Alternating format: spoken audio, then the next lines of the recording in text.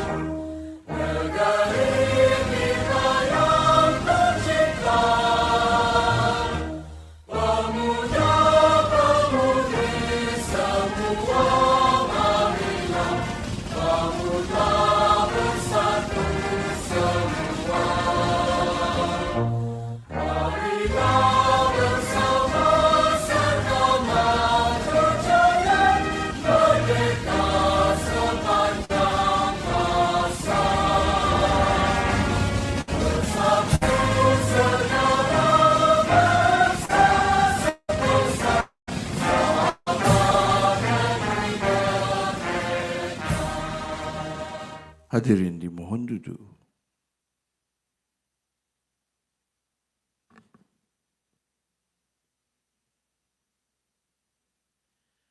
Bagi memberkati perjalanan program pada hari ini, dijemput Saudara Muhammad Ashraf bin Muhammad Abidin untuk memimpin bacaan doa. Dipersilakan.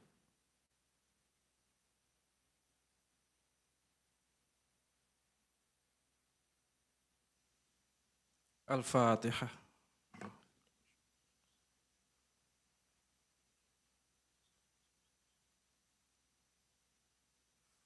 Amin amin. Bismillahirrahmanirrahim. Alhamdulillahirabbil alamin wassalatu wassalamu ala sayyidina Muhammadin wa ala alihi wa sahbihi ajma'in. Allahumma inna nas'aluka imanan kamilan wa yaqinan sadiqan wa amalan nafi'an wa lisanan dhakiran wa rizqan wasi'an wa halalan thayyiban makbulan. Ya Allah, kami menadah tangan, memohon keampunan dan kerahmatan, mengharap segala amalan mendapat keberkatan. Dengan penuh rasa kerendahan, kami menzahirkan kesyukuran kepadamu kerana dapat berkumpul dan berhimpun di program Brand of Borneo pada pagi yang mulia ini. Allahumma ya Rahman ya Rahim, Engkau berkati dan rahmatilah program ini agar menjadi suatu program yang Engkau ridhai, berjalan dengan lancar dan sempurna dari awal hingga akhir. Sesungguhnya Engkau Maha mengetahui bahawa kami di sini ingin mengeratkan silaturahim dan mengukuhkan kerjaya kami serta mengembangkan ilmu pengetahuan. Ya Karim, Ya Wadud, limpahkanlah taufik, hidayah dan inayahmu kepada kami dan para pemimpin kami. Bimbinglah kami agar menjadi hamba-Mu yang sentiasa beroleh rahmat dan keridhaan, supaya kami menjadi individu yang banyak berbuat jasa, khidmat bakti dan sumbangan. Kami memohon agar dielakkan daripada menjadi sebahagian daripada mereka yang menyumbang kepada kejahatan, kerosakan dan kemusnahan negara dan masyarakat. Ya Zal Jalali wal Ikram, sinarilah hati-hati kami dengan cahaya iman dan keikhlasan. Satukanlah cita-cita dan pemikiran, perkukuhkanlah ikatan perpaduan untuk kami melaksanakan tugas dan tanggungjawab yang diamanahkan melalui perkhidmatan awam kepada Malaysia tercinta dan seluruh masyarakat. Semoga kami berjaya mencapai cita-cita dan gagasan menuju kemajuan dan kecemerlangan. Rabbana atina fid dunya hasanah wa fil akhirati hasanah wa qina azabannar. Wa sallallahu ala sayyidina Muhammadin wa ala alihi wa sahbihi wasallam. Walhamdulillahi rabbil alamin.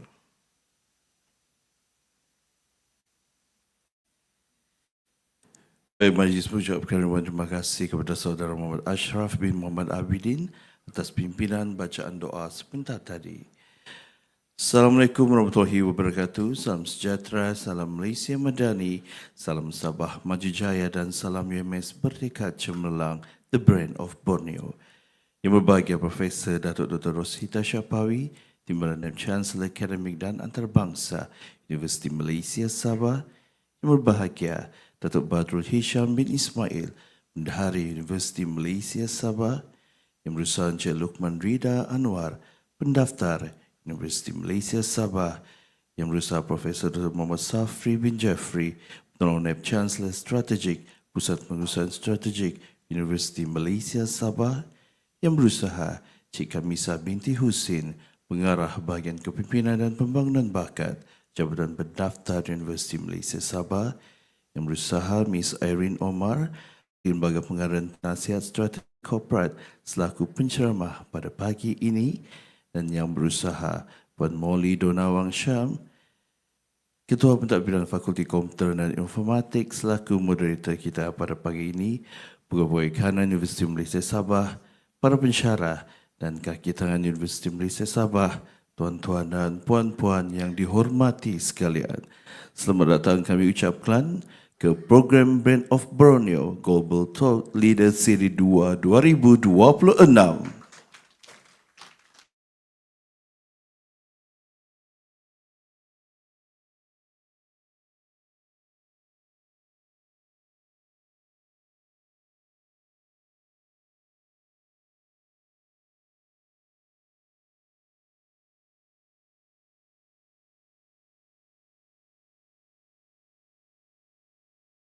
Tanpa menaikkan masa, dengan ini saya ingin menjemput moderator kita pada pagi ini, iaitu yang berusaha Puan Molly Donawang Syam. Dipersilakan.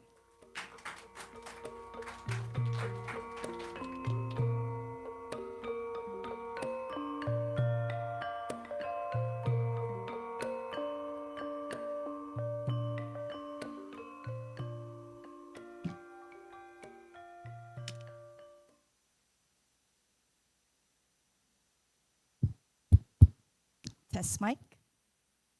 Okay. Bismillahirrahmanirrahim. Assalamualaikum warahmatullahi wabarakatuh dan salam sejahtera.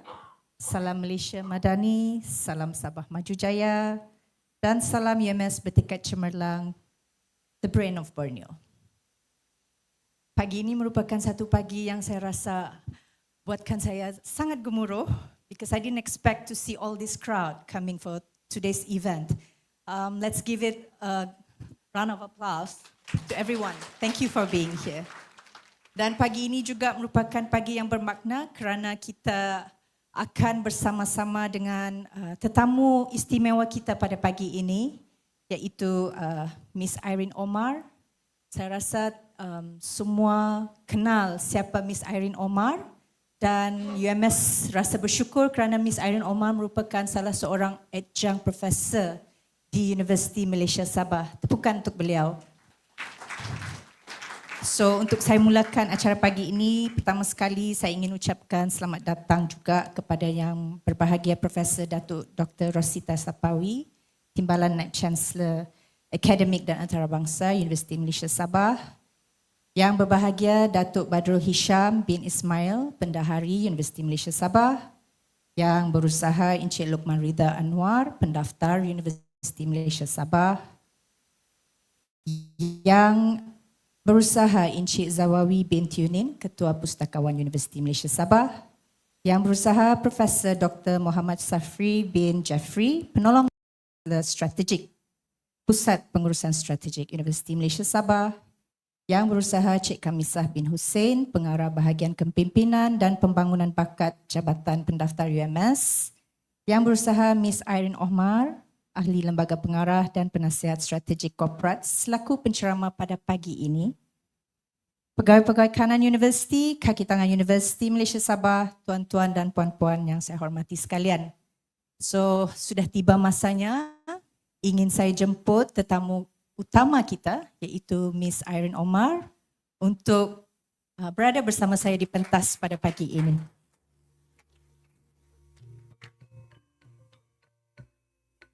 How are you today? Alhamdulillah, I'm fine, thank you. You had a good rest tonight, last night? It's very good to see a big crowd, so I'm quite excited to share my experience and to hope to answer a lot of questions that you may have. Okay, maybe before we start, I shall brief a little bit about our session for this morning.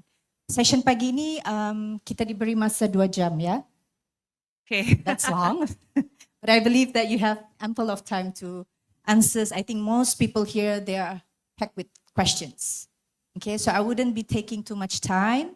Dan sesi ini juga kita boleh adakan dalam 2 bahasa. Boleh. Perhaps, yeah.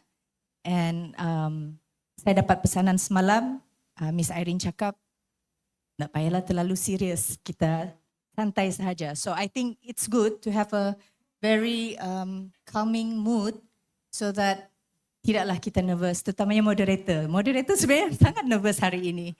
But I'll try my very best, yeah? Okay. You're doing well, so don't worry. InsyaAllah. Program hari ini adalah, kalau kita lihat di sini, it's called Brain of Borneo Global Thought Leaders, second series for 2026.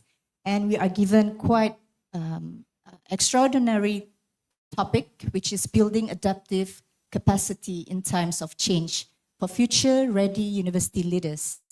So, Ms. Irene, I would like to tell you that I think most of our participants here today, they are leaders, future leaders and current leaders of the Universiti Malaysia Sabah. So, kita ada campuran 2 kelompok di sini. Kita ada pensyarah dan kita juga ada pentadbir. So, kita beri tepukan kepada mereka semua kerana sudi meluangkan masa untuk hadir pada pagi ini. Maybe I should read a little bit about our speaker for today. Ms. Irene Omar is a seasoned business leader, board of directors and innovation strategist, known for driving transformation across complex industries in Southeast Asia. With more than 2 decades of executive leadership spanning capital markets, aviation, digital strategy, travel technology, edu-technology, fintech, and venture building. Irene has been at the forefront of building high-growth businesses and shaping future-ready ecosystems.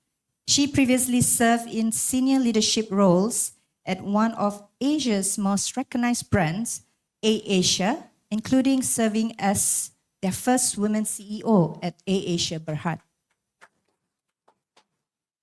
which is also one of the first in Asia. She then pioneered digital transformation and expanded regional reach for the group. More recent, Irene led investment and venture initiatives, incubating and accelerating strategic growth platforms that power new business model in Asia.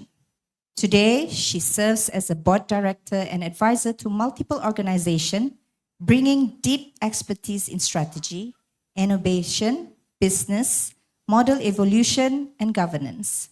Her leadership is informed by a global business perspective and a commitment to building impactful, inclusive growth.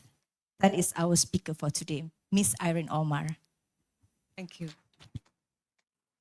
So mungkin sebelum kita mula, I perhaps give a little synopsis of our topic for today.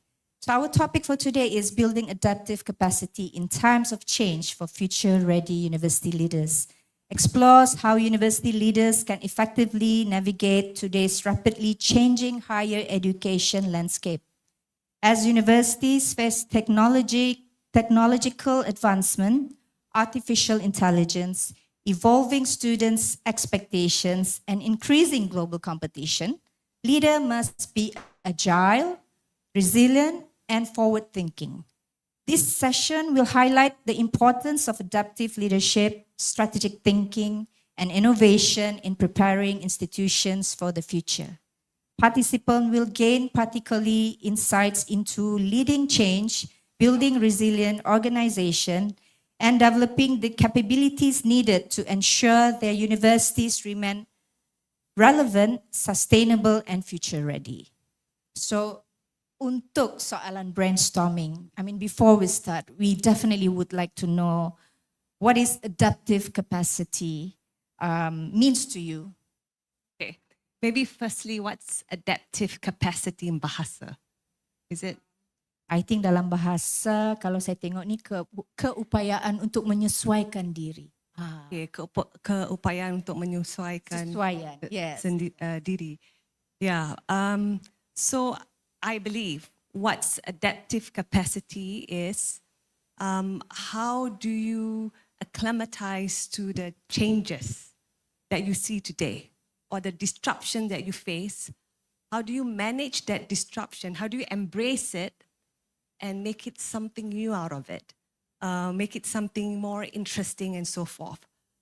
So in a way, adaptive capacity means that person needs to be resilient. That person needs to be able to be proactive, meaning rather than wait for changes, how do you expect that changes and how do you prepare for it? Or maybe how do you lead that change or so? So those are what I think adaptive capacity is. Okay. So basically, your key message will be adaptive capacity is a survival kit. You see, it's and a competitiveness in a disrupted world. Yeah, Would you agree with me? Understanding the changes, and sometimes those changes and disruption, you might not have 100% of the information. You may know bits and pieces here and there. It may be abstract. Kan kita dapat full information, betul. yeah. But we know some information, and how do you deal with this information, and how do you divert or pivot or move on to the next level? So is that bravery of understanding this, embracing it, and finding a solution that works? Because whatever works before is not going to work now. Yeah, and if I may relate that to the university, we've been here for 30 years already. University Malaysia Sabah sudah 30 tahun. And I think it's not an easy move for us to be adaptive towards all the change. Yesterday we were hit with COVID, and today we were hit with Oil price. Yes, the oil price. Yeah. And we do not know what's going to happen tomorrow. So I guess this is something that all institutions, including the universities, we should be able to change and to move forward in order to be relevant and resilient with whatever change that might happen. Am I right? So the underlying foundation of this is, are we structured in the sense that we're nimble? Mm-hmm. Is the organization structured in the sense that we can move when there's changes? We're agile. And that means that, do we have the right talent to make this work? if you don't have the right talent, is the structure of the whole organization, the way we build that structure, allows us to be nimble or not, right? So in my experience, we face so many challenges, so many disruption. Pandemic was one of them. But before pandemic, there were other issues because I was in charge of corporate finance at AirAsia. So I have to find money to buy planes. And then 2008, there were the credit crisis, global credit crisis. And because of that, funds were dried up. We cannot find money. And we had to search hard to get money to be able to purchase the plane so that we can continue to grow at that point in time.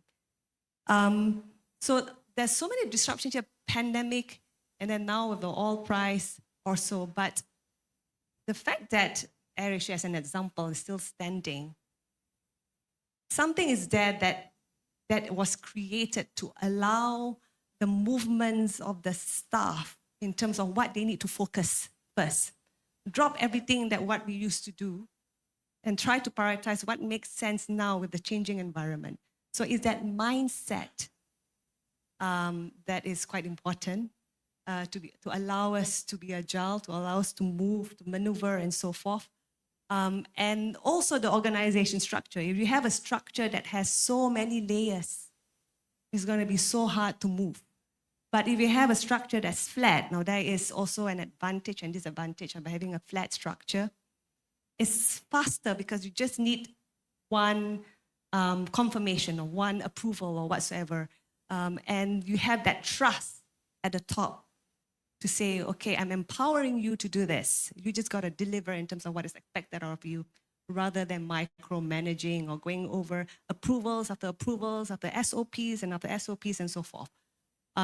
So it's that whole organization structure and the whole mindset is very important in order for us to be adaptive. I think everyone can be adaptive. It's whether are you put in a place that's not allowing you to be adaptive. Yeah, I think what you said just now in terms of mindset and the structures, I guess we're going to go back to that change of mindset. I think it's one of the questions that I will be asking you. But I do believe that all those structures that you were mentioning, it is important to be, one of the first thing that we should consider before we make any change in any institution. And perhaps I can go to our first question. Yeah. Well, I divided the question into sessions, and my first session will be the changing landscape. So this is what I believe to see, the first layer that we should do in every organization before we make any change. So it's to understand, in our perspective as a university, it's to understand why university must change in the first place. It is focuses on the external pressure and global shift that are reshaping higher education. Universities are no longer operating in stable environment. Instead, they are facing continuous disruption driven by technology, economics, and societal expectation. So my question will be, what are the biggest disruptions currently reshaping higher education? I think the biggest disruption is the behavior, the human behavior has changed. And the expectation coming out from the human talent also has changed.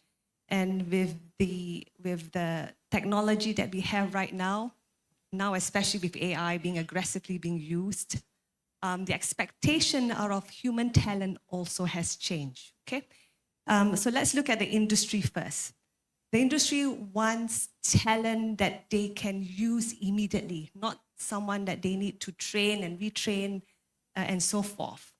It needs to have that skill sets that can be applied.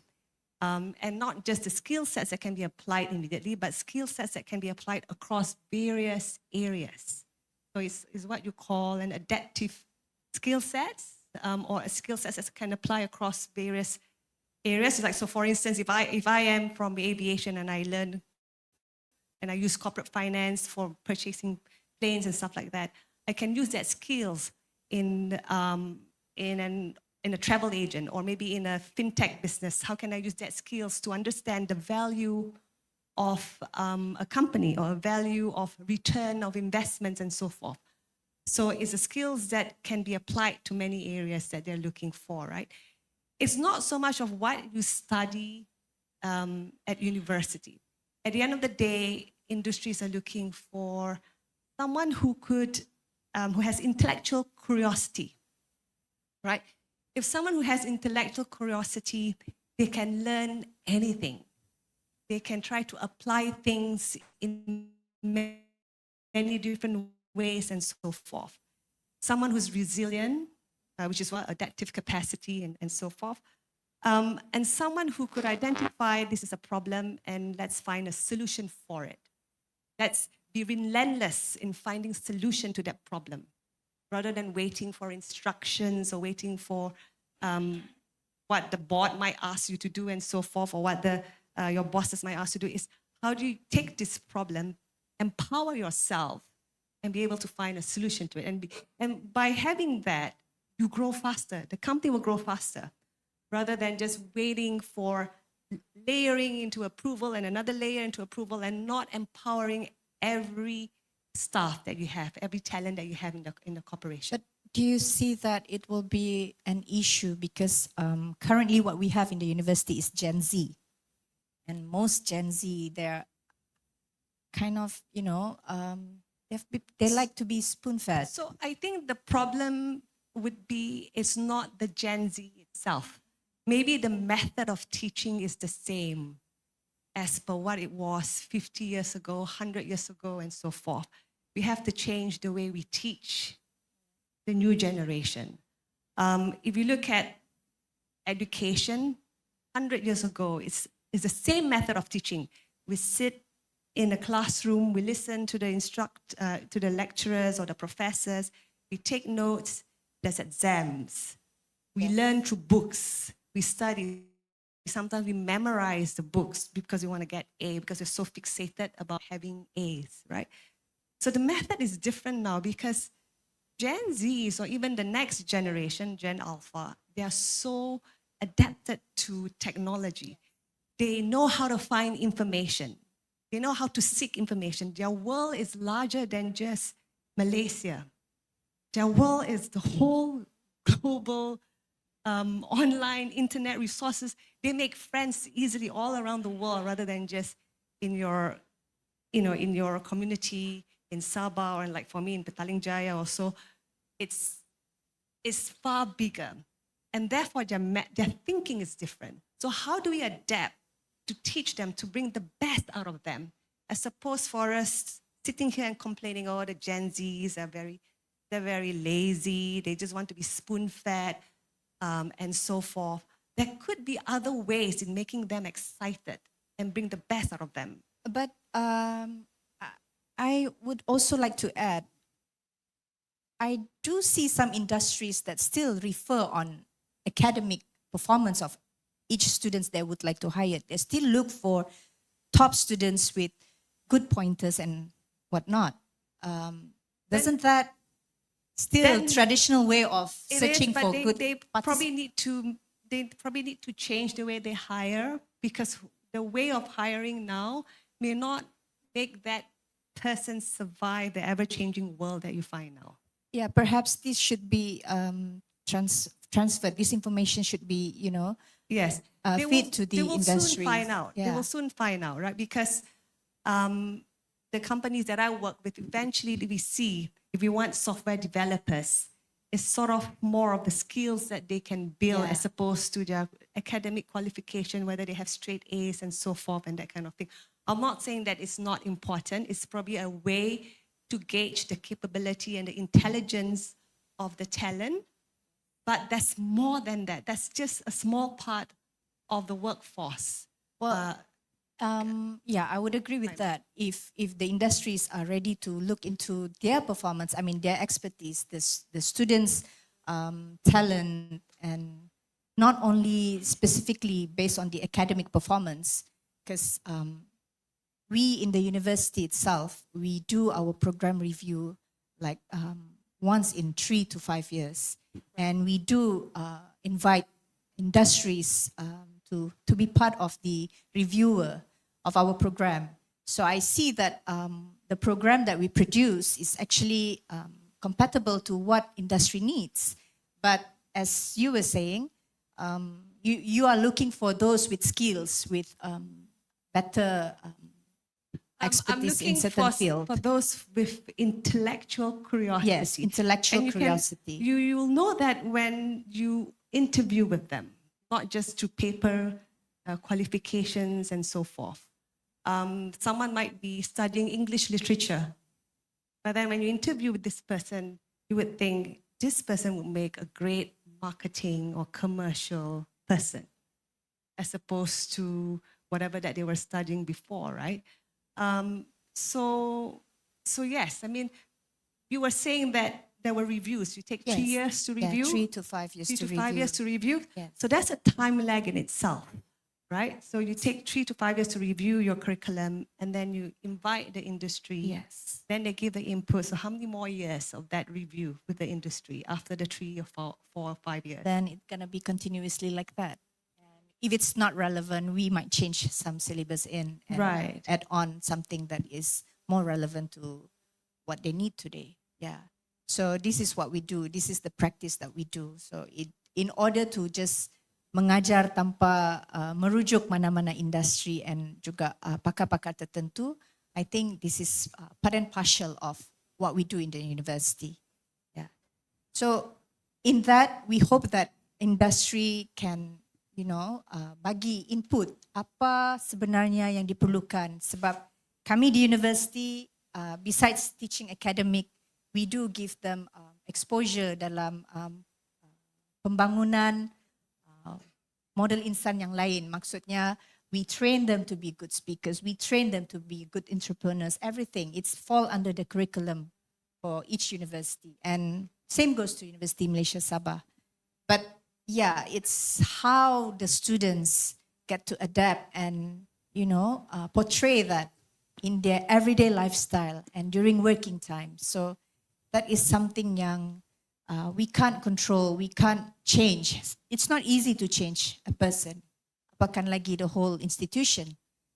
So What I find based on experience, in order to change a person or so, sometimes is the exposure that they have access to.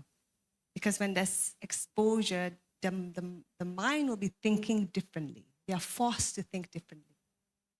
So perhaps part of nurturing a talent that is adaptive in terms of its, building adaptive capacity and future ready and so forth, is how do we create a curriculum that exposes them to different sets of environment.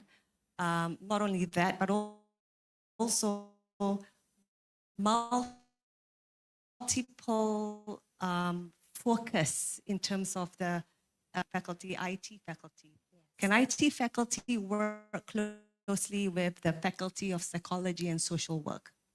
How can that become interesting experience for the students to be able to be exposed to 2 areas, right? And I've seen this in some universities abroad. I was from LSE, and I saw the recent curriculum in LSE is political science and data analytics or data science. So they're actually looking at how to understand data, using data, and also with that in terms of the political experience and so forth, basically. So there's economics and data science and so forth. So this, in a way, allows the student to be exposed to, like, okay, I'm not looking at a one-track way of becoming what I need to do. If I want to be an economist, for instance, it's not just about understanding economics, understanding statistics, but how do I enhance my understanding of economics by also having the skills of a data scientist and so forth. So it gives them a bigger overview of things. It makes them a bit more enriched in terms of their skill sets.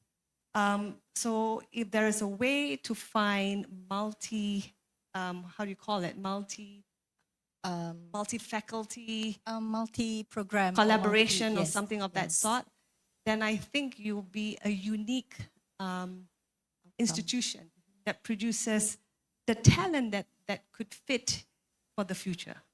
You were talking about change of mindset, yeah? I think it's an inner transformation of every leaders to have a good mindset, to have a brand new mindset. So before institution can change, leaders themselves must shift on how they think, they decide, and they act. The key idea is to conducting adaptive leadership is about moving from control and predictability to flexibility and learning under uncertainty. So my next question would be, what kind of leadership mindset is required to build adaptive capacity? Leadership mindset, okay. Maybe on our perspective as universities leaders, university. What kind of leadership mindset to build adaptive capacity? Yes. I mentioned resilience before. I mentioned being proactive. I mentioned about maybe let's try to emulate what the industry does. Because when industry has to produce a product or services and so forth, they launch a product when it's not fully completed. Also, right? They don't wait for 5 years or 10 years before they launch a product. Or let's say they wanna launch a AI platform and so forth. They know what this AI platform can be, but they don't wait for that full development before they launch it for the public to use. They wait, what's the basic that can be used, and they launch that. So it's reiterating every 2 weeks. This is my experience from the digital business that I led. Every 2 weeks, there'll be new iteration of what the platform can be, new features, new capabilities, and so forth.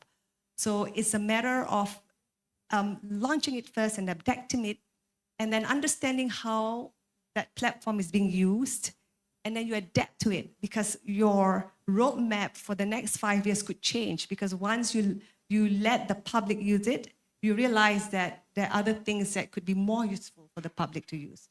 So it's that practitioner-led mindset is important also, rather than having everything to be perfect and then you launch, because then by the time you do it, it might not be useful anymore. It might not be relevant anymore. So the idea also is like making use of the limited information that you have. You don't have to wait for full information. How do I make something out of this 60% of the information that I may have to build something that is useful and so forth, right? So that what I think is the key characteristic of how an adaptive leadership would be. Okay. So you were saying that at institutional level, the change begins with leadership mindset change. Do you agree with that? Yes, it does. And I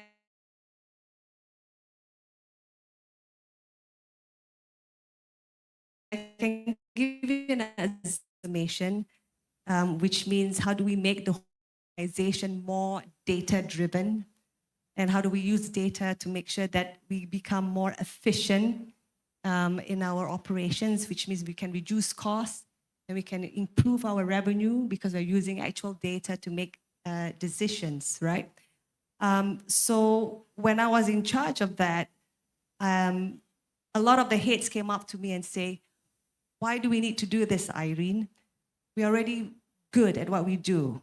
We have won 10 times at the world best low-cost carrier airline in the world for the 10th time.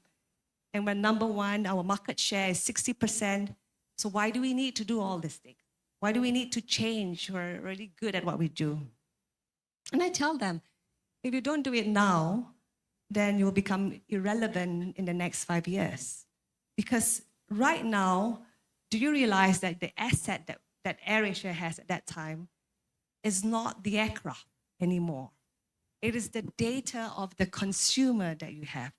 It's understanding their behavior, because they come onto our website, they book, we understand how they search, how they travel, who they travel with, and so forth. When they travel with their family, it's a different behavior. When they travel on a business trip, it's a different behavior. When they travel with their friends, it's a totally different behavior, but it's still one person. You see? So there's a wealth of data there that is more useful than anything else and it become the asset of the company. To the point when the new generation of raising funds in US at the moment, how do you vet data so you actually raise funds backed by that data?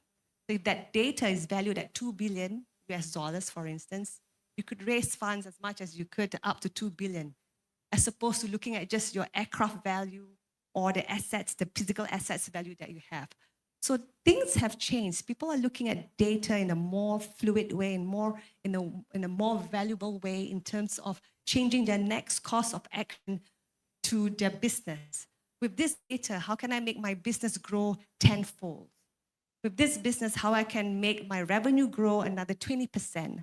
With this data that we have, how can we reduce the fuel consumption by another 1%? That translate to 100 million US dollars savings per year, right?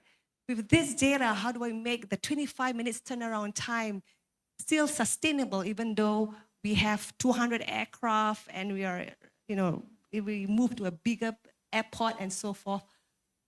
So that's the beauty of that data. It's become a real asset that has allowed it to grow to various businesses. So how you see is that when AirAsia started as an airline, it eventually moved into building online travel agent, which is what you know as AirAsia Move. It built a fintech business. It built a logistic business from their cargo department.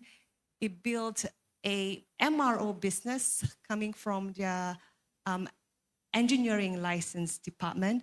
So they were able to see the data and value that data and see how it can be, rather than just becoming an airline only for the rest of who knows when.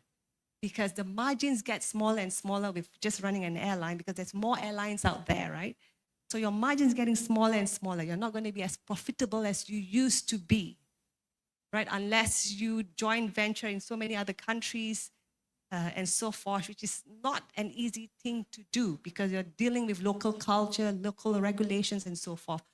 So the fact that they could use data and understand how we can create more value out of it, how we can serve the consumers better, so that they have a better better enjoyment of the whole product and services that was given to them. Thank you for that. So it starts from the top. It starts from the culture. The whole mindset change is not easy. Yeah, and I think you have made a big shift. Looking into your CV, you've got your degree and master in economics, and suddenly you're doing digital technology for AirAsia. And for 20 years, Miss Irene, she came out with AirAsia's super app, right? Big Pay, AirAsia Rewards, biometric and contactless travel.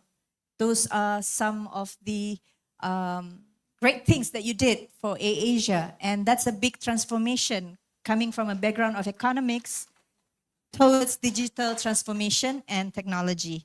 So maybe you can share some insights of your experience in AirAsia on the institutional transformation. I mean, the transformation that you did with AirAsia, perhaps you can give us some insight. How did you do it?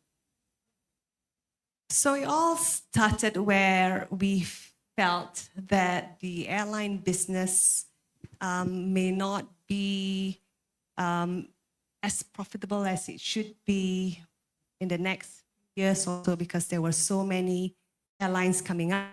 There was a lot of competition and so forth. But then we also, at that point, realized, like I mentioned earlier, that there's huge traffic going into the website. We understand how the traffic behaves. There were about, if I recall, before the pandemic, there were about 50 million unique visitors per month into the website, coming from not just Malaysia, but all around Asia, some from Europe and Australia and so forth. So this is what strikes us, because we own the data. We own the customer. It's not like we send the customer to a travel agent and then the travel agent owned the customer. But here, we make sure that everyone use AirAsia website to purchase so that we can understand the customer behavior. And because of the wealth of data and understanding the customer journey and their touch points, we felt that we could be more than just an airline. We could build an online travel agent, which is now called AirAsia Move, whereby we could offer hotels, we could offer transportation and so forth, duty-free and that kind of thing, and so forth, because it will be a better OTA than a trip or Agoda or a bookings.com, because the flight is owned by us. And therefore, we can offer other things and so forth. We went to the point where we felt that we should also offer other airlines on that platform. And that was something radical, because that means, why are we diverting the traffic that we own into other airlines? But we felt that why should that be a problem? Because if the airline is efficient, it will continue to be the most cheapest flight that you could find, right? And because of the fact that they have a lot of destinations and frequencies and so forth, so it's very hard for other airlines to top them up, to actually be better than that airline at that time. So we actually offered that because we felt that passengers will look at other airlines anyway before they purchase AirAsia. So why not just give it there and let's close the transaction quickly and so forth. And we have other products and services that we could offer that could give them a better experience for their whole journey and so forth. So that was one aspect where we saw that behavior and the data was very useful. But we also have a lot of data on our operation. Because if you look at AirAsia with over 200 planes and so forth, high traffic, the planes are used a long time, at least 14 hours a day is how the planes is used, is flown, right? And because of that, the engineers have a lot of data they can work with in terms of like how to do predictive maintenance, how to make sure that we have less aircraft on ground, how to prevent aircraft planes to be in defect before it's flown. So they can do a lot of prediction to reduce this unnecessary stress, not just for them, but also for the passengers and so forth. So they even went to do twin engines, so they can look at the behavior of all these engines and then make a better predictive in terms of like how do we know these engines will work and when do we need to send for maintenance before it breaks down and so forth. So it's the whole operations of using that data could actually reduce a lot of costs for us and also protect the brand at that point in time. And then we saw the opportunity of all other businesses in the airline. The airline has got cargo business, and the cargo business was just another department. And then at that time, we thought, how can we spin off this cargo department and turn it into a logistic business? Because the airline has got so many routes. We have at that time, they have 380 routes. Over 100 plus destinations and so forth. Frequency is high in terms of the number of frequencies. So for instance, Kuala Lumpur to KK is about 12 flights a day at the very least or so. And they fly to not just capital cities, they fly to secondary cities. They fly to tertiary cities. So how can we be part of this e-commerce boom where you have a lot of platform businesses that people sell and buy products and so forth? How can we be part of that and deliver it the next day? Because we have the planes, we have the space in the aircraft to do that, right? So we decided to spin off the cargo department and turn it into a logistic business.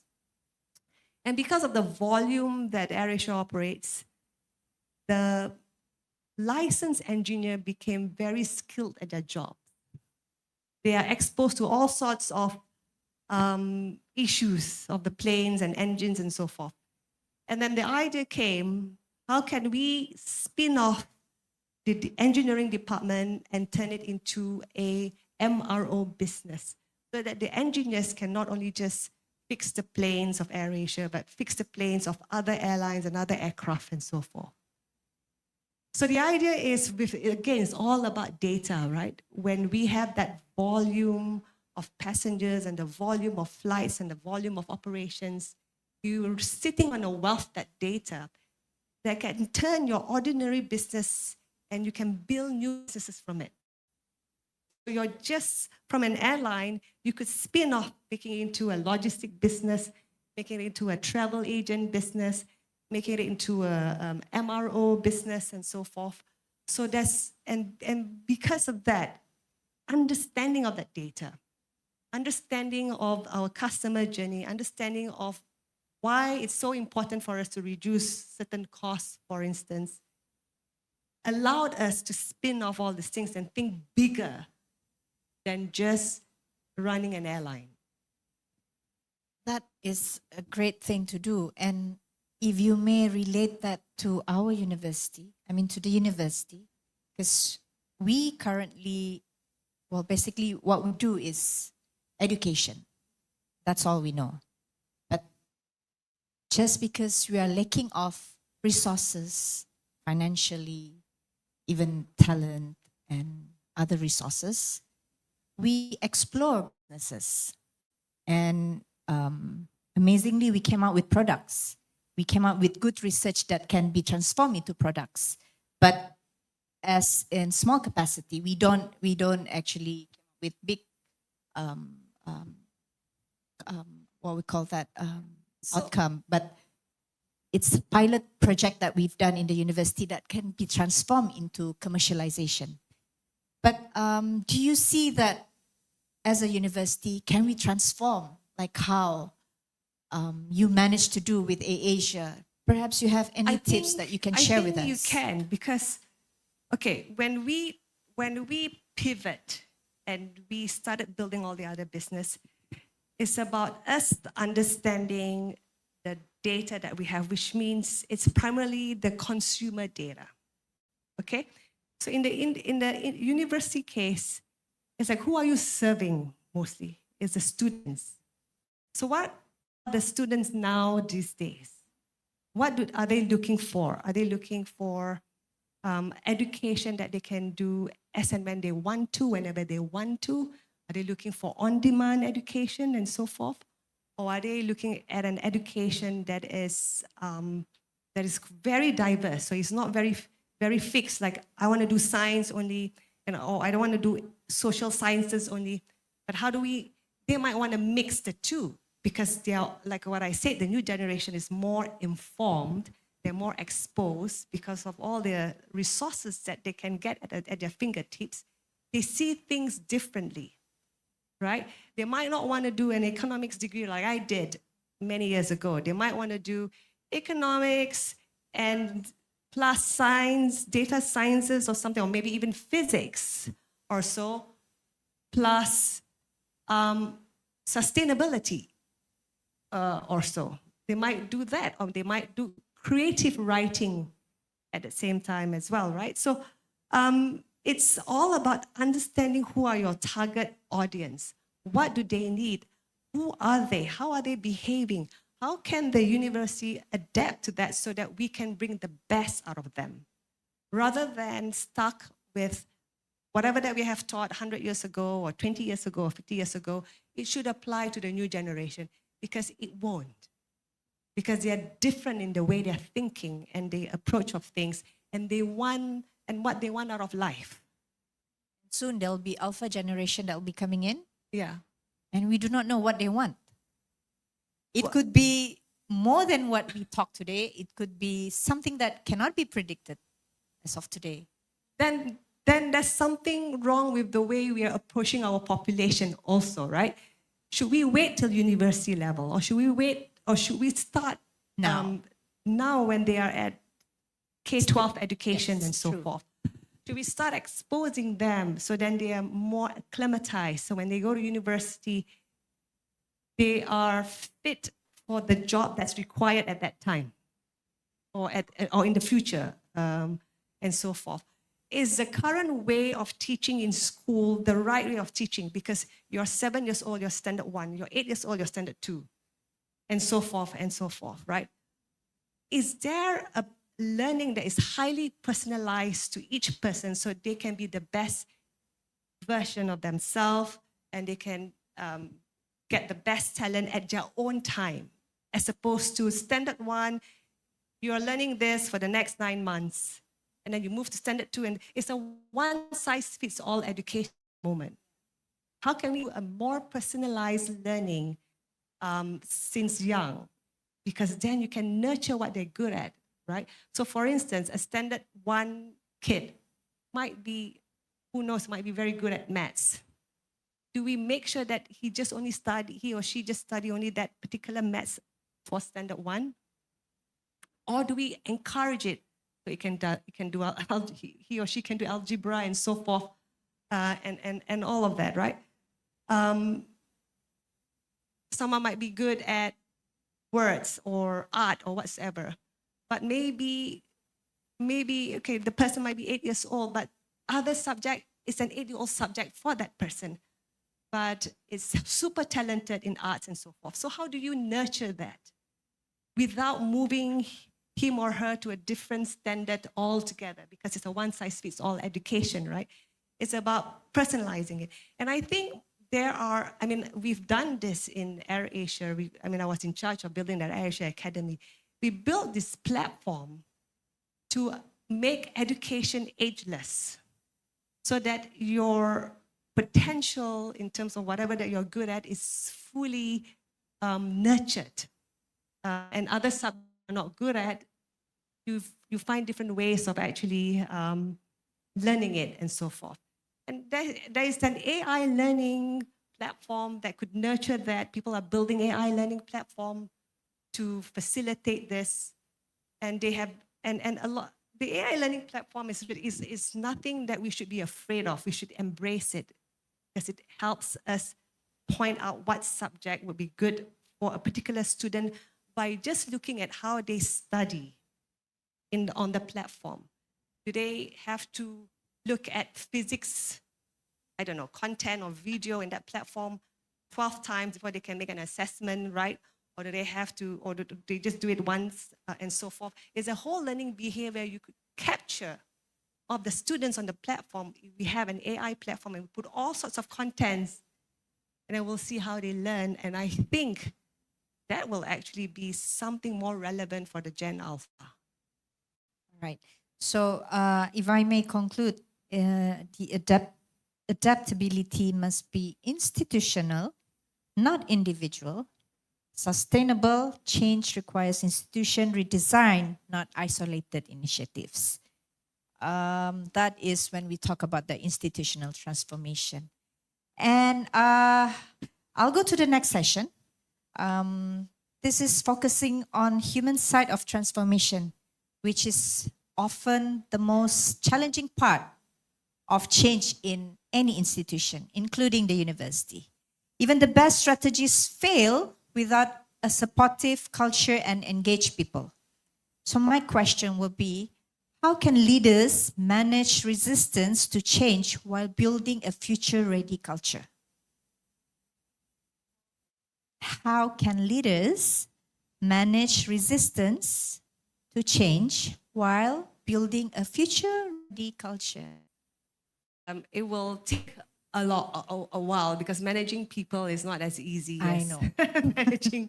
To manage one child, it's also difficult. Yeah, so it will take a while, but you may have to, how I dealt in this situation when there were resistance on becoming more data-driven or digital transformation. I'm sure that you dealt with people from different generation, and it's not easy for them to change. No, not at all. Perhaps you can share that. The first thing that's very important is to get the support from the top, which is the board level, the co-founders level, and so forth. If they are supportive, then it can be it's easier. Then the next thing is the heads, right? And they might be resisting because they've been doing great all this while, so why do they need to change? And usually how I approach is I will go up to them and say, give me three areas where you have the most challenges, right? And I know they do because I used to run the airline and I know everyone's issues and so forth.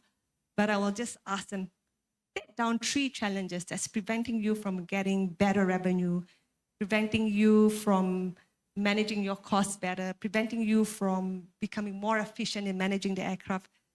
And I know the engineers have a lot, but I tell them just put 3. Everyone did. And then I said, okay, now let's work on that 3 key things. Let's start with the first thing first. Let's work together with the data team, the product team, and also the software engineers and so forth, and see what can you come up with that could ease the job. And then, because they're all KPI driven and so forth, so they could see how working with the tech team, the engineers and the tech team work together would help them with their job. It helps them with their KPIs more. And when they see the results, then they get very excited. And suddenly, the 3 things, the 3 challenges become 15 challenges they want to address.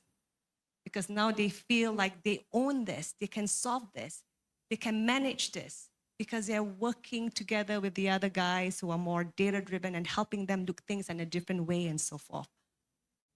So that's how I dealt with it.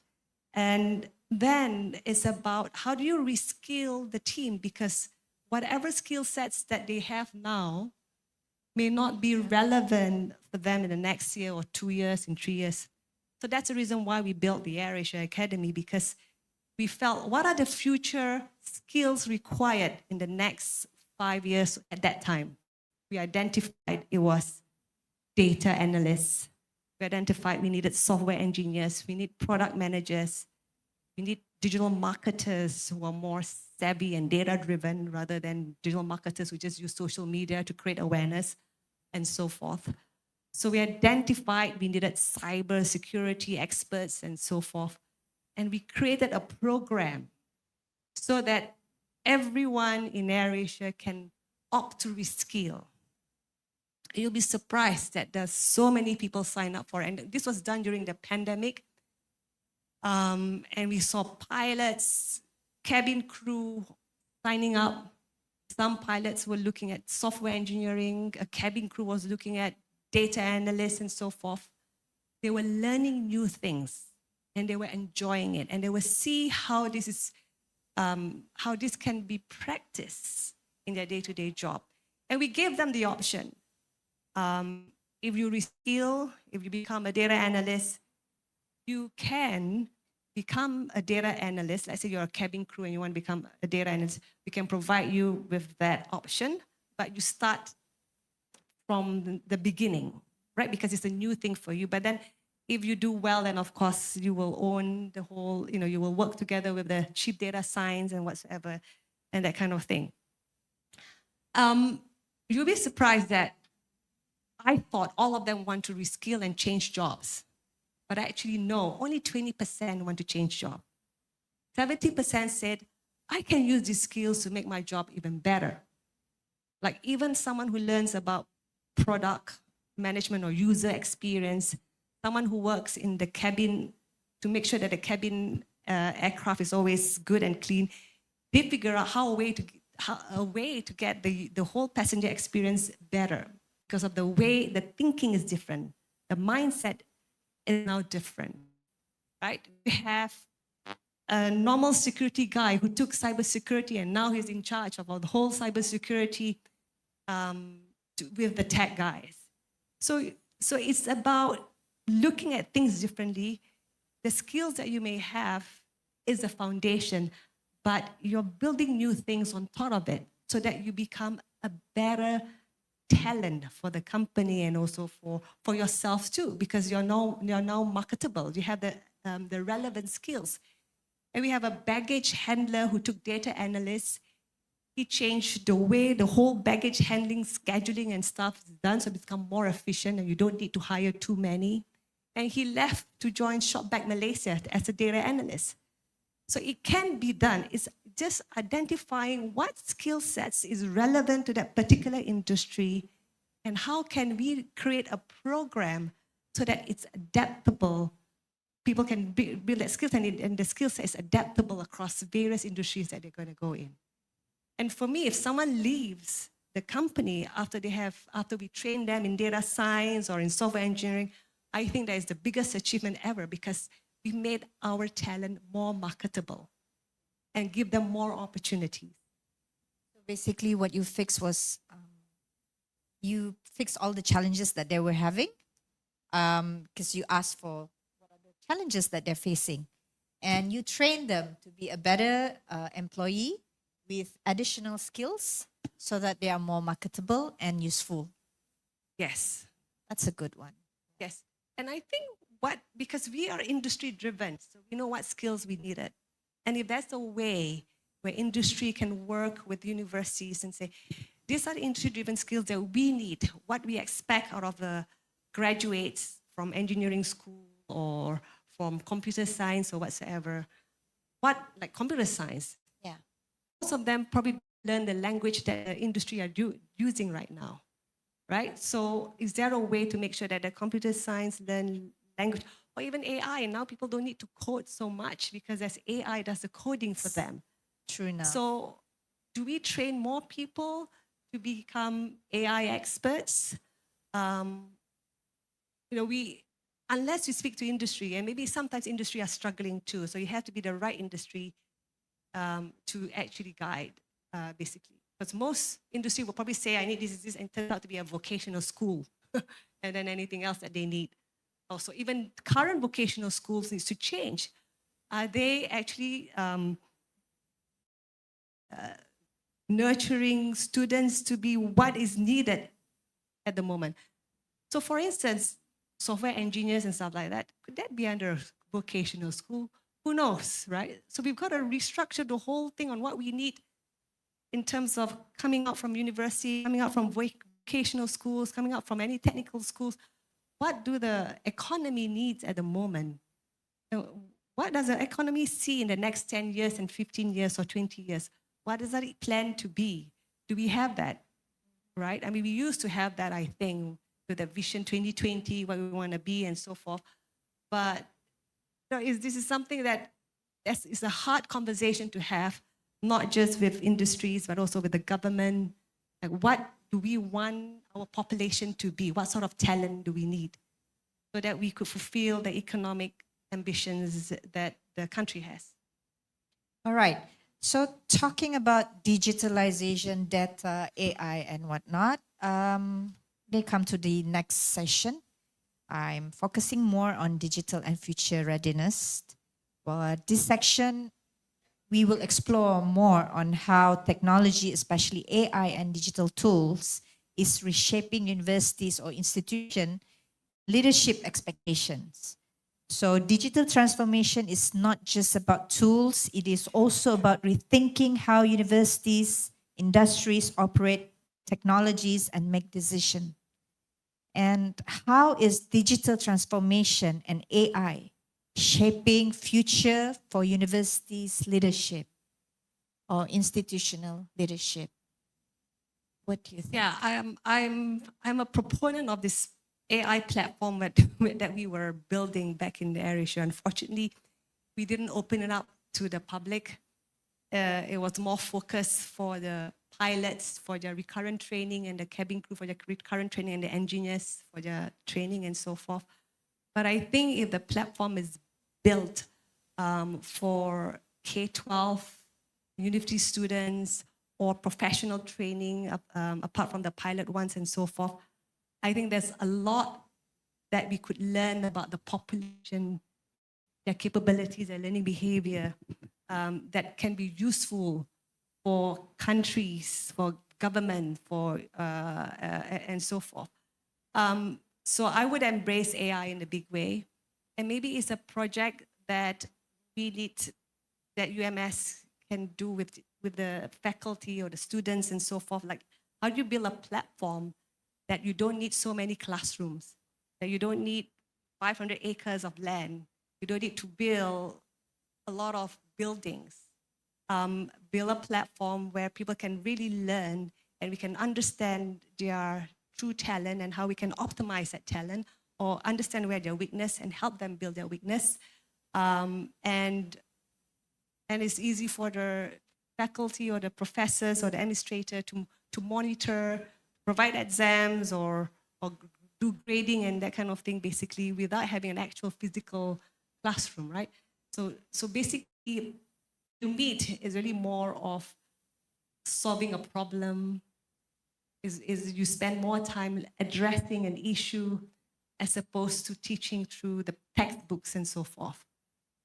So I think AI can do that a lot. And you would see that the World Economic Forum they did a paper on how AI is nurturing schools, making schools better so kids and students can learn better and so forth, and to understand their needs and wants, and for the government or the institution to be able to address the right content or give the right content to nurture that talent even more. But aren't we afraid that AI could be one of the thing that could manipulate most kids nowadays in terms of searching for information and data? And Well, I think, you see, for anything, people are afraid whether that new thing will control us. yes, It's that's my point. Mobile phone, when it first launched, people thought it's going to control our lives with the mobile phone. It's up to you on how you want to use it, how you set rules and boundaries around those AI so that you become the parent to AI as opposed to AI becoming a parent to you. You know what I mean? How do we Yeah. control that AI in the sense that it needs the human intervention and so forth? So I think it's a very new subject. There's still rules and regulations and policies that still Yes. needs to be built. Ethics in AI, it still needs to be built and be accepted and regulated around the world and so forth. So there's a lot of work that needs to be done around AI. It's not just on the education level, it's also on the policy level, on the legal side as well. The lawyers now have to learn things like how do we facilitate AI, at the same time, how do we make sure that people don't misuse AI, and how can they charge someone if they misuse AI and so forth. So all of this, it's really disrupting the whole economy also. But it's rather than us sitting down and just get upset about it, it's like, how do we make sure that we make this to be full use of what we need to do as opposed to just seeing it as a deterrence. I think digital transformation is not optional, but it's foundational. It's something that we need as a basic, right? And to prepare all people to see the digital transformation as a strategic priority, by right, yeah? And not just a technical upgrade. So it helps us a lot day by day. Yes, you need to know how it's supposed to support you in terms of achieving your ambition. Yes. Not like, I want to do digital transformation for the sake of digital transformation. Because if you do that, you will fail. Because you don't know what you're using it for or what goal you want to achieve out of it. Yeah, true enough. Well, okay. I have another question for you. Okay. There will be no single solution, but universities or institutions must identify clear strategic priorities to strengthen adaptability. So if you had to choose one priority action to strengthen adaptive capacity in university, okay, or institution, what will it be? But to choose one Priority action. Yeah, to strengthen adaptive capacity at the university level or at any institution. At any institution.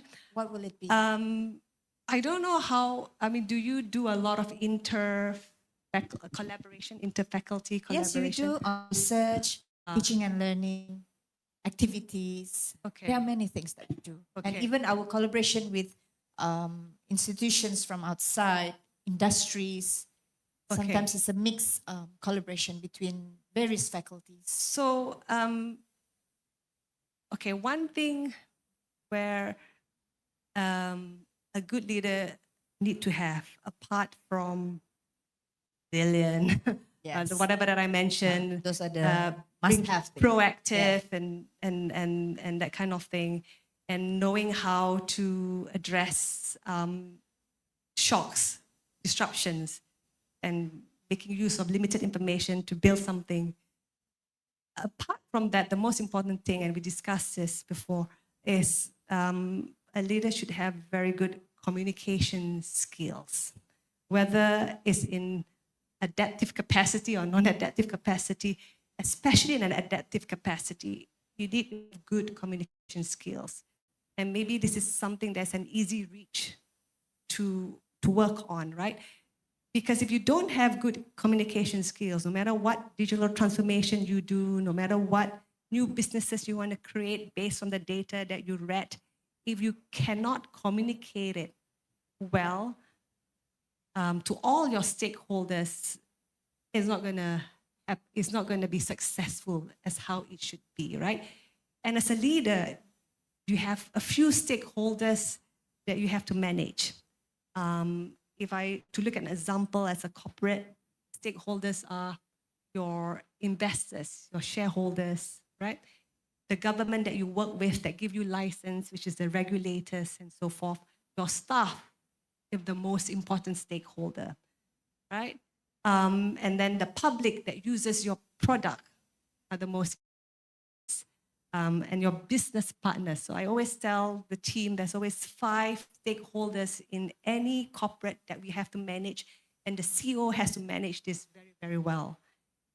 And managing them is giving the right communication skills for each stakeholders. Like, how do you speak to the government on the same topic that you speak to your staff? Or the same topic that you speak to your shareholders. They will probably be number driven because they want to see returns and so forth. But it's the same message, but in different ways of communicating to be able to get them to understand or to get what you need out of them and so forth. And basically, so communication skills is so underrated, but it's the most important thing in your life, to be honest. I agree with you, and I think if you have good communication skill, that leads to a good negotiation as well, That's right. right? And you'll have good decision making, and yeah, it complements each other. Yes. Yeah.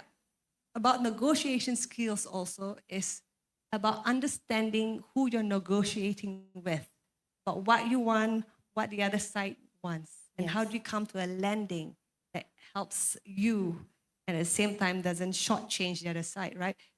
It's also about understanding human behavior too, Yeah, right? And also it's probably sociology, psychology in that sense. These things are important to understanding your environment, understanding the population, understanding who you work with can actually shape who you are in terms of leader, as a leader. yes, that's very true. I was informed that tomorrow you will have a session in Faculty of Psychology and Social Work. Yes. Will you be talking on topic of psychology? Maybe not in the most direct way, maybe through my experience and how people can pick this up. All right, just to inform everyone that Miss Irene will be here again tomorrow in Faculty of Psychology and Social Work. You'll be doing a keynote, right? If I'm not wrong. Yes. Yeah. So please, for those who will be interested and have a free time, you may attend the event tomorrow. All right. I think I do not have more questions. I guess our audience might have more questions. But before I stop, yeah, I have this one question that I've been wanting to ask you. What gives you an adrenaline rush? Oh, what case? Coming out of my comfort zone, that makes me like it gives me an initial shock first. I'll be like, oh my God, oh my God. And then after that, like, okay, how do I address it? And that makes my brain works more. So anything you throw at me that is out of my comfort zone, I think there'll be a huge adrenaline rush. I would say that maybe you like the challenges. Yeah, I do like challenges. Yeah. Yeah. That's something that builds. Yeah, I'm Someone. not afraid to face it. I just face it. And how do you face it? Like when you see new challenge. At first, I face it with a lot of fear, with a lot of stress. But actually, that fear caused me to move it to face it, because I don't want to fail. The most thing that I don't like is the fear of failing, and because I don't like the fear of failing, then that fear triggers me to Do good. work on it, to make sure I give the best. That's a good one. Okay. We're going to open up to the audience. And Miss Irene, we also have audience, online audience from Labuan and Sandakan. Perhaps we can open for any question. We are giving this session to the audience to ask question. Is there any question? All right. Okay, we've got one from Dr. Farah. Dr. Farah adalah pengarah di Pusat Data dan AI Universiti Malaysia Sabah. Silakan Dr. Farah.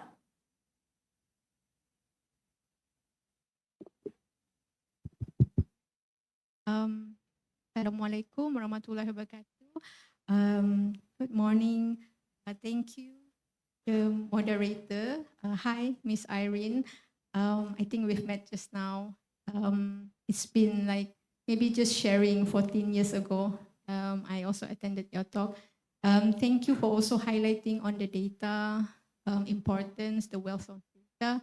So basically, that's what my team do here in UMS. But just one question. Along the years, when you were leading your team, was there a moment when the data pointed at a different direction from what your leadership instinct was? And which one did you trust? And what did it probably teach you? Yeah, that's all. I think there were many times where whatever we thought we were working on is a good data, and it turns out to be rubbish. And then goes the long process again to clean up that data, to make sure that we label it correctly and so forth. So the most important thing is when you want to use data or AI and so forth, make sure that the data that you put in, or the data that you're dealing with, is all cleaned up, it's not all over the place, it's all nicely labeled and so forth. Because chances are when people are not so, how do I say this, they're not so natural to data analysis and so forth, they will take it as what it is. They don't question it and so forth. So yes, there were quite a few times. Yeah. Does that answer your question, Dr. Farah? Okay, do we have any more question? Ya, Datuk. Silakan Datuk TNC dulu ya.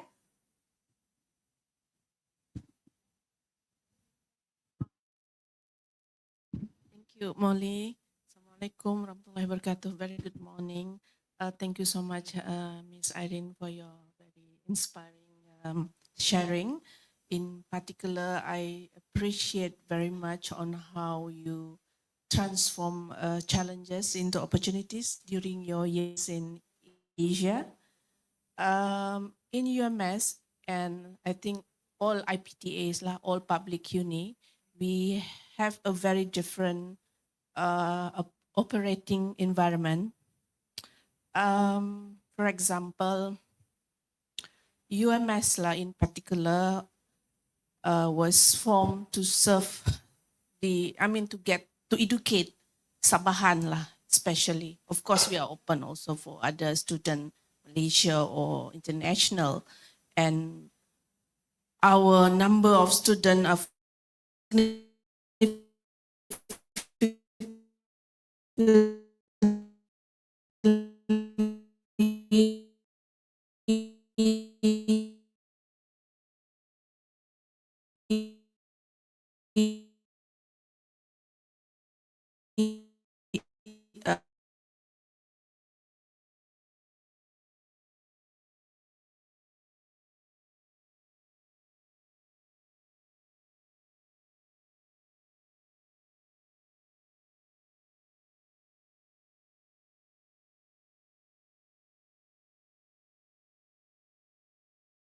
straightforward.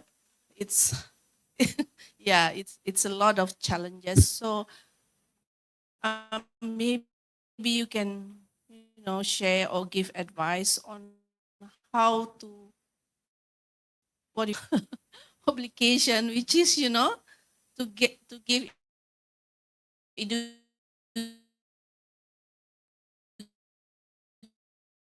education to as many Malaysian, especially Sabahan lah, because when Tun Mahathir sebanyak mungkin, seramai mungkin pada Sabahan untuk pendidikan at higher level lah.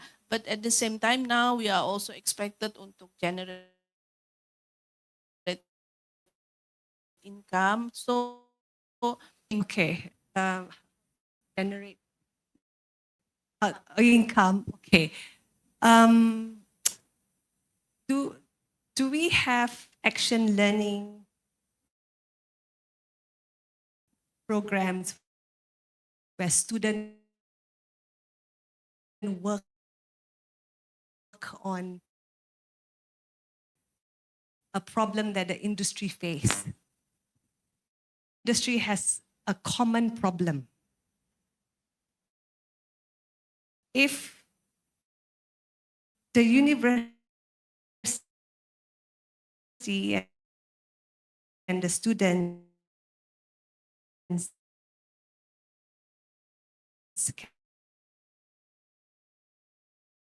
can identify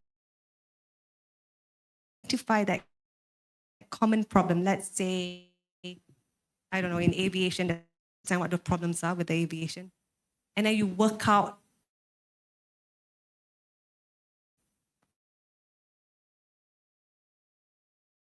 a solution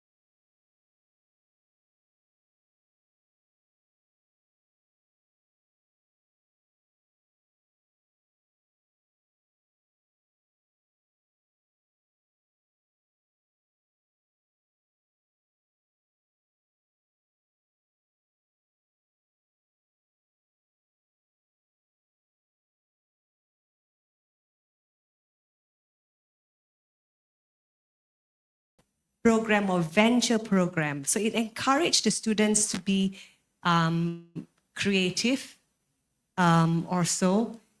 And the university plus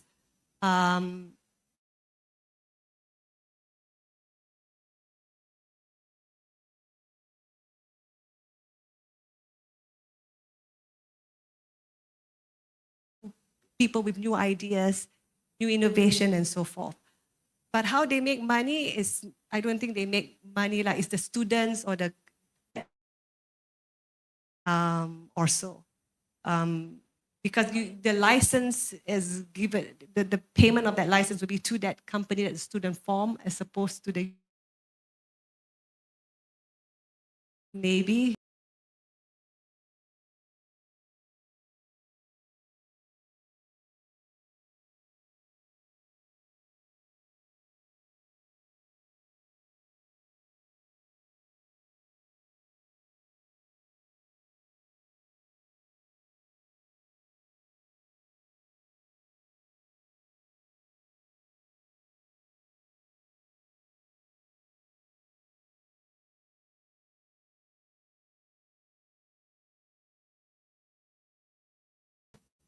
especially on Yeah. programming language and so on. Yeah. This is, you see in most universities these days, they have their VC arm, venture capitalist arm, where they nurture students with great idea, and then that could solve the industry problem, or it could solve the whatever users are looking at the moment or so. Yeah, but it's not going to earn the university money. So the only way to earn university money is, well, currently I can think it's just we have more students coming in. But yeah, our students kan universiti awam. So Yeah. mereka ada subsidi. So our expectation is students coming from Okay. But international students and also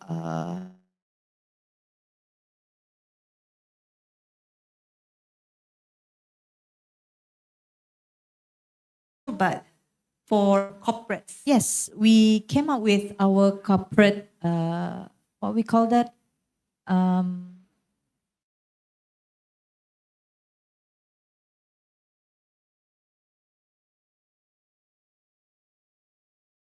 we offered to industries as well, and we custom made and whatever that they yes. want us to teach.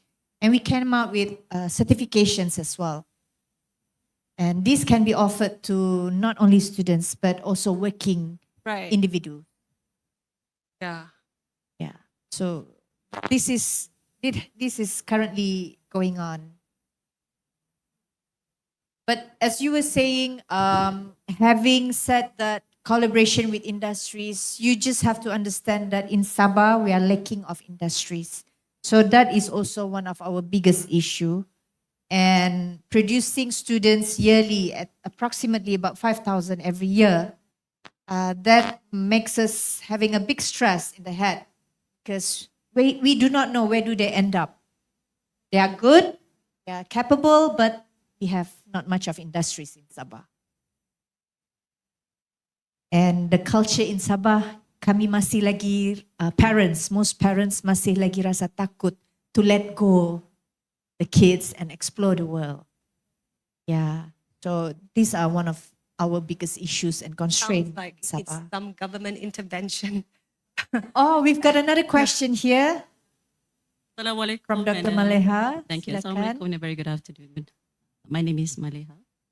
I'm a doctor first, lecturer second, researcher and academician third, and then I became an administrator.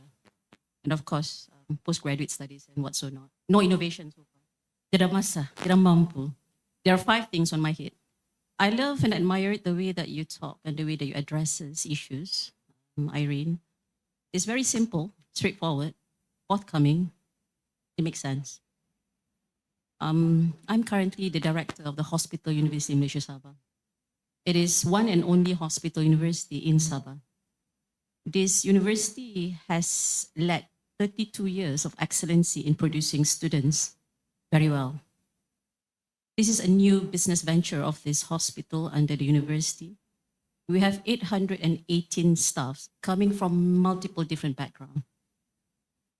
The question that I have is relating to transforming this mindset, culture, and behavior of 818 people who are already good, but we have to get better because we are now serving patients, different population, different business model and different expectation.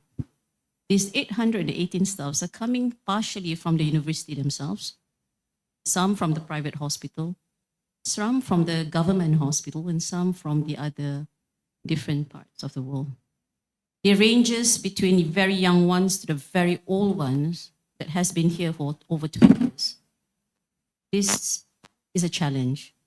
How would you advise us to go ahead as we embark on our journey in providing this service for people of Sabah starting this year? Okay, maybe first thing, like what I would tell my team last time, what are the pain points? If you could list that pain points, you might end up with 10 or 20 things. But out of that 10, 20 things, let's target the first 3. Okay. And then when you understand that pain points, and then you try to understand what the solution can be in addressing it, right? And this might not be, and not just you doing this, you probably need a team to look at it, because I think more minds are better than just one or so, and they may have other ideas and in terms of how to address that solution and so forth. Once you find there is a solution for it, you pick the best solution, and then you say, okay, where are the shortcomings of this solution? What do I need to be able to get to that solution? What do I need to do? What are the list of things that needs to be done? And then from there, you slowly uncover things. Like, in order to do this, I need to get this fixed, or whatever it is, or whether we have the right talent or not, or whether the talent is lacking something. What is it lacking?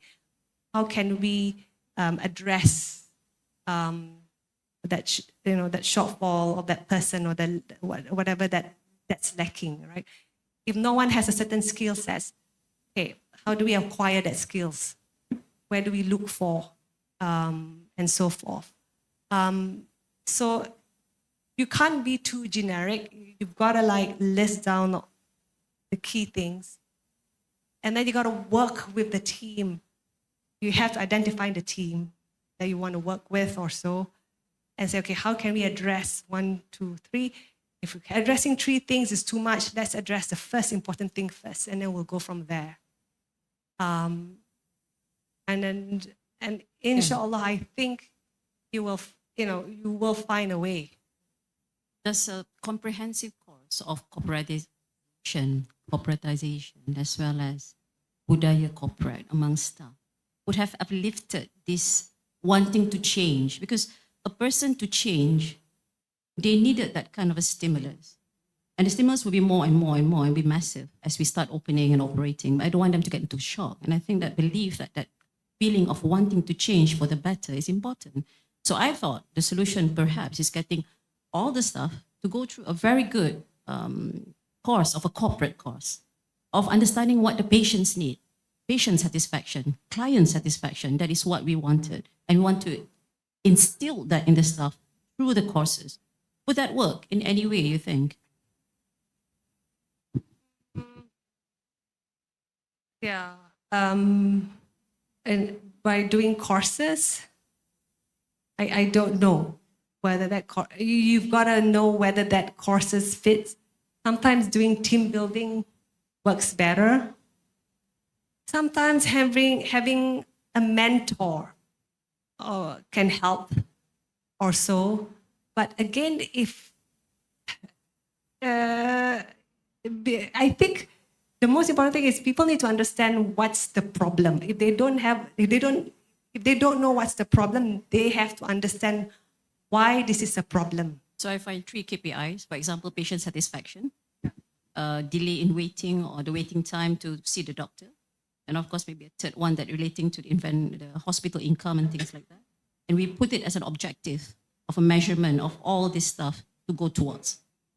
Do I understand this right?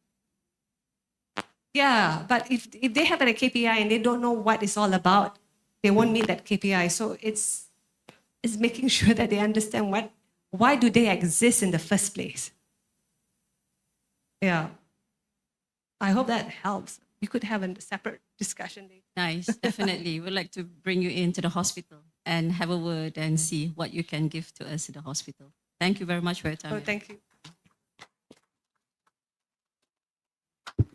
What Dr. Maleha was asking is quite interesting. I mean, you are working with thousands of people in Asia, and I believe that you've got thousands of problems to handle, thousands of human different act that you have to handle. Do you delegate all these problems to your other? The heads? Yeah, to the heads, Yeah, or I mean, I think or do you handle them all alone? No, I think delegation is important. Delegation. You can't handle all by yourself because you have to empower your heads. And if they're a head for a reason, they should be able to understand the issues at hand and find a solution for it. Unless they completely don't know what to do and they need some guidance, then yes. But So you delegates with alah, what was the word? Yeah, delegate dengan with the heads, kepercayaan, yeah, with trust. Yes, empower them. empower them. Right. With empowerment, there comes accountability. Things don't work when there's no accountability. Yeah. So you need to make sure there is accountability, and with that comes empowerment for the respective kids that you work with. Okay. Is there any more question from the audience in this hall or maybe online? Kita ada soalan online? Tiada. Ada soalan lagi? Mungkin daripada PNC ada? Tiada. Anyone else? I've got one more question for you. Have you been inspired by any meaningful quote that perhaps you want to share to us? Okay. Funny you actually mentioned this because I was working on a script for another event, and I just recently came across this Steve Jobs quote, and I think it's very, very relevant. So this particular quote from Steve Jobs is that he said, the most important or the most powerful person in the world is the storyteller. The storyteller sets the visions, sets the vision, value, and the entire agenda for the generation to come. And that comes back to what I said, communication is key, right? How do you communicate with, how do you tell a story to what you need to say to your shareholders or to the government, or more importantly, to the staff, so that they understand why they're doing this. They understand why they exist. And I think that's very important because a storyteller can, I'm not saying storyteller, orang tulis buku cerita or whatever. A storyteller is someone who says why this has to be done this way. How is this going to impact so and so and so forth? Because then you're influencing the mind. And that's very powerful. And you can actually influence a whole entire generation if you get your story right and in a way that makes it impactful. So do you see the storyteller as someone who is born with it, or it can be built and embedded in you? I think it can be worked on. Worked. Right. I think so. You and especially if you're university educated, you learn how to be structured in your analysis, in your dissertation and so forth. So how do you tell a story based on your structured analysis or so, but in a way that everyone can understand and buys into it? The most important thing is buying into it. And so that's so what he says is quite true. It is the most powerful person. If someone can tell a great story and people buy it, then is an easy sell. That's a good one. Yeah, we have question from Dr. Jidon. Prof. Jidon, please. Thank you. Very good morning, Madam Mali. Thank you. Good morning, Ms. Irene. Ya, nama saya Jidon. Saya cakap bahasa Sabah lah kan, supaya saya jiwai soalan saya. Alright. Salah satu polisi yang saya suka dengan Asia ni, kami lambat tidak boleh. Asia lambat boleh. So, saya lebih berfikir tentang polisi, bagaimana spirit behind polisi-polisi cruel, so-called not cruel, sebab bukan yang saya aja buat nih, yang lain pun buat juga. And how we can translate this spirit in the university, because right now the university ini, not only UMS lah to be fair, semua universiti menghadapi masalah survival. Tentang keuangan daripada budget $500 million, turun kepada $250 million dan expect beroperasi sama seperti biasa. Dan keadaan menjadi lebih serius, parah, For example, right now isu yang hangat, kenapa university mengambil lebih ramai pelajar antarabangsa dan tidak mengambil banyak pelajar lokal. Kita punya matematik sebenarnya mudah saja. Income kita datang daripada pelajar. Tapi kita tidak boleh mengenakan iuran tinggi apalagi meningkatkan untuk pelajar lokal. Harapan kita adalah pelajar antarabangsa. Tapi pada masa yang sama bilang tidak boleh ambil pelajar antarabangsa. So, itu satu. Dan masalah kita juga kalau kita menambah bilangan pelajar, kita ada isu penginapan. Di mana kita letakkan pelajar yang ramai. Jadi pada pendapat Miss Irene, melihat daripada pengalaman-pengalaman drastik, contoh tadi yang saya mulakan lah, saya bilang cruel itu apabila customer boleh lambat, tapi kami boleh, customer tidak boleh lambat, kami boleh lambat. So what is behind all this and how the right policy can sustain university financially? With that few example just now, thank you. Tapi sebenarnya syarikat penerbangan tak boleh lambat. Dia kena bayar compensation kan kalau dia lambat dan sebagainya. Wow, your question is quite deep. I have the sense that everyone have this is facing this dilemma, right? You're asked to earn, but at the same time, You're restricted yes, you're to restricted do certain things. to do the yes.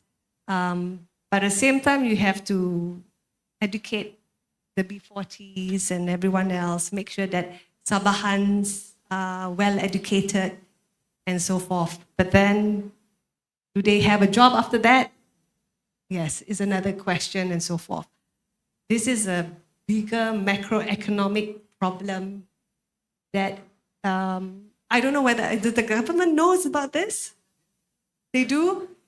Do they have any specific solution to it? Are they bringing industries in or no? That's the problem, right? If there's no industry, yeah. Yeah, right.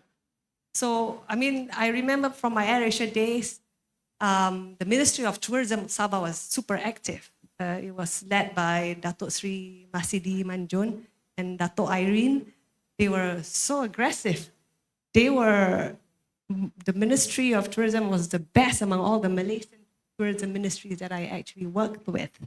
And they understood the problem, right? If I want to bring in the traffic, it's not just the airline problem. Do we have infrastructure for the tourists to enjoy? Do we have tourist attraction sites? Are there enough hotels? Do we have different type of hotels for different types of travelers, whether they're budget travelers or they're premium travelers and so forth? So I was quite impressed. They understood the problem. They understood what their goal was. And then they know who they need to work with to get that traffic in. So I suppose it's like, okay, what does Sabah wants to be known as, right? Not just tourism. Do you think tourism is as active as it is before? It is still active. Okay. Are there any, I don't know, do we have any projects out there? Let's say I want Sabahans to be good at data because we want to build lots of data centers here because there's a lot of water around us. I don't know. No? Well, coming up, I think. Dr. Peyi, do we have that in Sabah now? No? Yeah, Okay. we are coming up with that. Yeah, and then I heard things like, I don't know whether this is true or it's a rumor or something, like rocket launches in Sabah because it's probably the best to do rocket launches because it's far away and surrounded by water and that kind of thing. These are the kind of Yeah. things. We got to think like, what do we need to do that makes Sabah stands out? And then create that job opportunity and the right skill sets, right? But it doesn't seem to have. I guess we are That- still far and away. Right. But we are in the middle of doing it, but it takes time as I guess the government is also lacking of talents. It's a big Facilities. macro problem. It's Yes. not something that you can solve by yourself. In one day. Yeah, because while you have students who are graduating and all that, but it's meaningless if they cannot find a job or their skill sets are completely irrelevant. So there is it's a big. I'm afraid it's a macro problem that we have to sit down and figure out who do we need to speak with to make this work for the education system here. Yeah. Does that answer your question, Rachida? Unless you nurture entrepreneurs. Yeah. If you nurture entrepreneurs, then you make Sabah in the sense that it is the ideal startup landscape for. I guess that is booming now. Yeah. Creating more entrepreneurs, small entrepreneurs. Yeah. Supporting them, making sure they have grants Yes. whatsoever, so that they can start, give them tax incentives or something. Yeah. Grants and incentives. It is provided by the state government. Yeah, yeah. Okay. Sorry, I can't really answer your question, but I understand the magnitude of the problem now. Actually, we have a question coming from the Facebook. I read it for you. It is great to talk about adaptive capacity, but how can our universities ever be future ready when internal politics, chronism, and ego dictate leadership instead of actual merit? When are we going to adapt by removing the toxic political games from our academic institution? Perhaps this also happens in many industries. It's everywhere. It's in corporate. Yeah, You're dealing with human nature and human with different diverse background, all with ambitions and everything. Even in AirAsia, you have that. It's a matter of whether to what degree or intensity that you have, right? And the thing is you've got to look at yourself. How do I deal with this? Because if you get out, you go to another corporate or you go to another university, it's the same thing. It's the same thing. So but how do you make something that you know because you're here and find a way to address it? I mean, for me, I actually work with people's egos. I work it to my benefit. If I know this person is like this, is so egoistic, so let me feed that person's ego so I get what I want. Right? So again, that's also about adaptability. You're not having a one-size-fits-all Irene to everybody. Like, I have to deal with this person. He or she is difficult like this. So how do I deal with this? Basically, right? You got to find a way that things that make it work. Or so. It's quite easy to complain, but the hardest thing is to figure out a solution to work with your environment.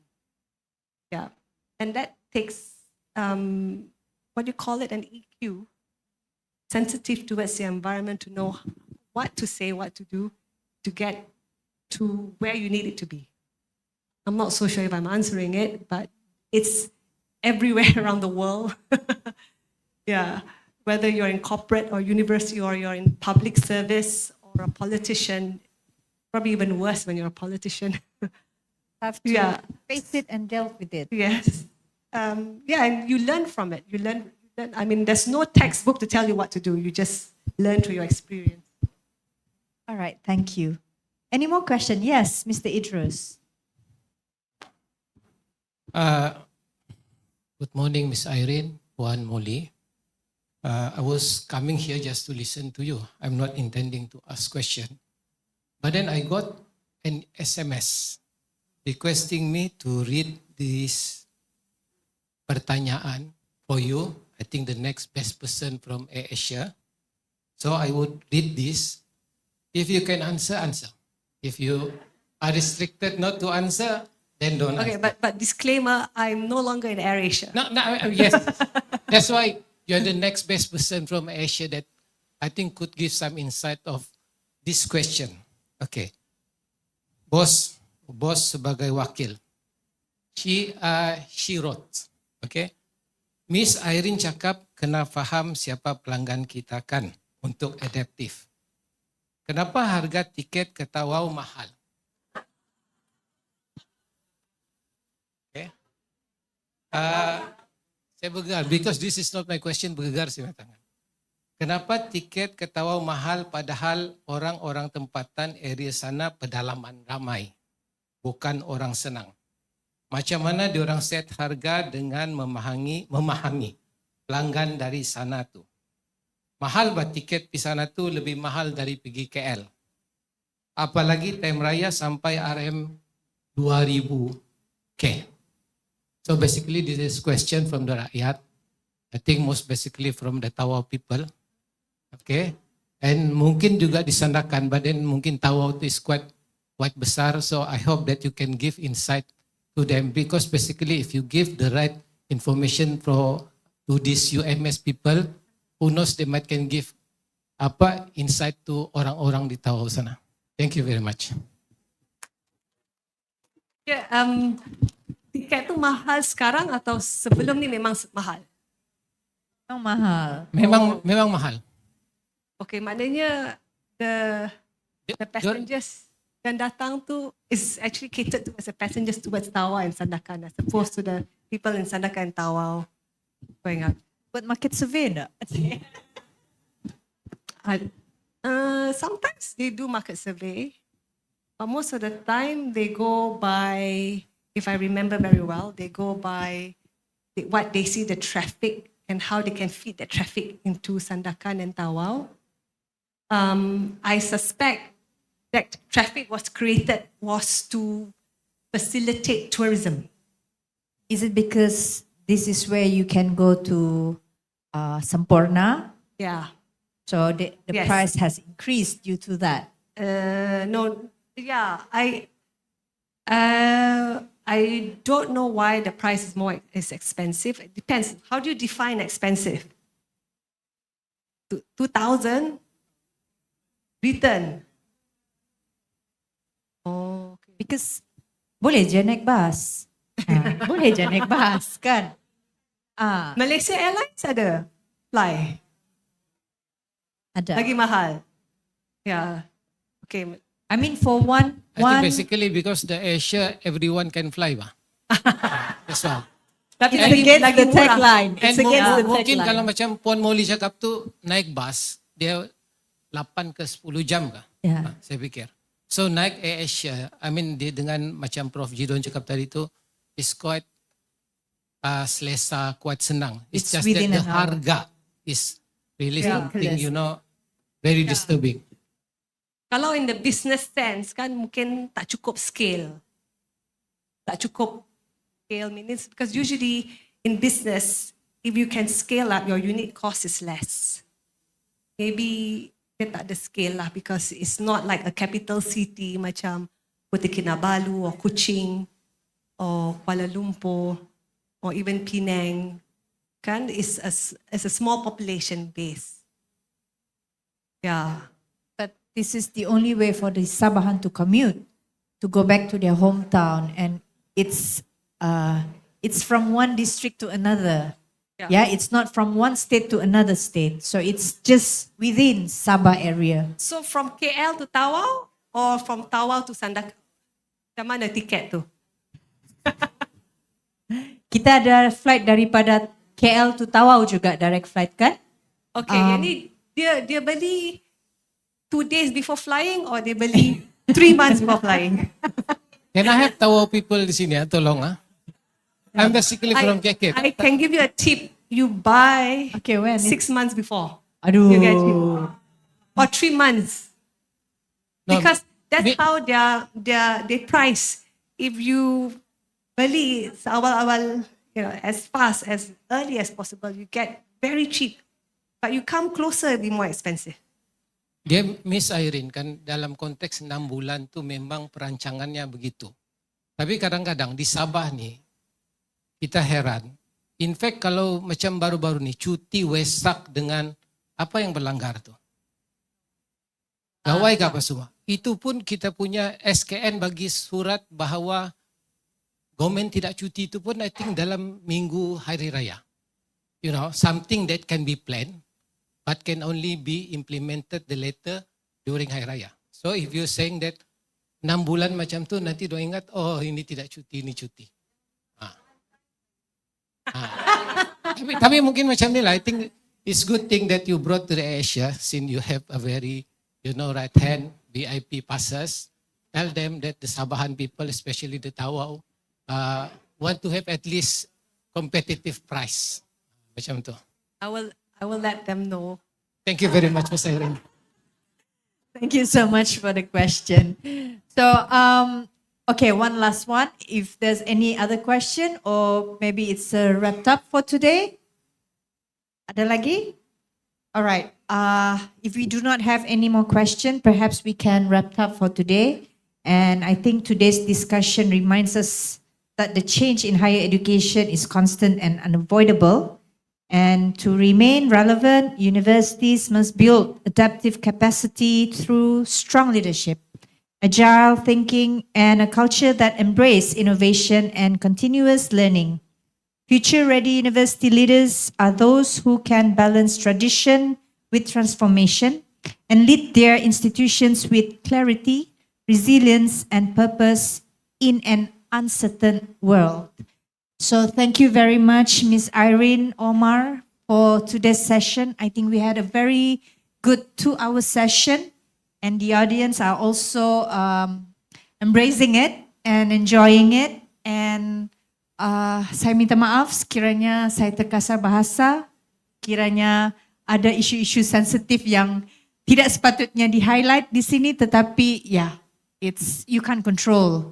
Human nature, you can't control what we want to talk and what we want to say. And saya harap we'll get to see you again. And we wish you a very happy journey in Sabah. And welcome again tomorrow for the next event. Saya rasa itu saja. Perhaps you have something to say before we end up our session today. Silakan. I'm very honored to be here, and I'm very honored to have all these questions, no matter how difficult it is, especially on the pricing. But then, I mean, I learned something today about the university challenges that the university face. So it's not just about getting the students, but making sure they go and have the right kind of jobs for themselves, right? And at the same time, do we have enough industries here? I mean, the matlamat for USM is, or UMS, sorry, the matlamat is to make sure that you have an educated population. But if the educated population do not have industries that they could work in, it's also something that needs to be figured out. But it's not something that you could figure out alone. This is a macroeconomic thing that needs to be discussed with the rest. I don't know how easy that is. It's so easy for me to say it, but I'm sure it's quite a challenge as well. But having said that, where we can control, we should try and jump at it and control it. If there's a way for us to make it interesting for UMS, let's figure that out. Let's not wait for the government or whatever. It might not be impactful as what we want it to be, but at least it's a start for us to try things and not to be afraid to try, because people are usually afraid to try because they don't want to fail. And so because of that, then things are stagnant all the time. So, but if you fail, it's okay, you fail. Just make sure that you learn from it, you pick it up, and then you go ahead and, make sure that it works this time, right? Don't be afraid of failing. Just keep trying and learn from whatever that didn't work before. Yeah. Thank you so much. Tepukan gemuruh untuk Miss Irene Omar. Saya rasa kita sudah sampai ke penghujung sesi bersama tetamu istimewa kita pada pagi ini. Saya serahkan semula kepada Encik Nizam selaku pengacara majlis. Silakan. Baik, terima kasih kepada Puan Molly Dona Wang Syam, dan kita berikan tepuan sekali lagi kepada moderator dan penceramah kita pada pagi ini, iaitu Miss Erin Omar Alim, pengarah penasihat strategi korporat selaku penceramah kita pada pagi ini. Dan dengan ini kita teruskan dengan penyampaian cenderamata, tapi sebelum itu kami mohon izin untuk Prof. Dr. turun sebentar untuk kami set up seketika ruangan di hadapan ini untuk kita bagi sesi penyampaian cenderamata.